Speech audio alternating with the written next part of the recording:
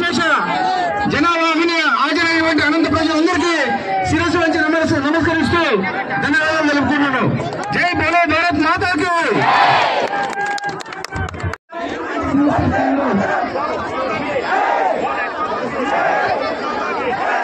Only ఇద్దరు మాత్రమే service persons.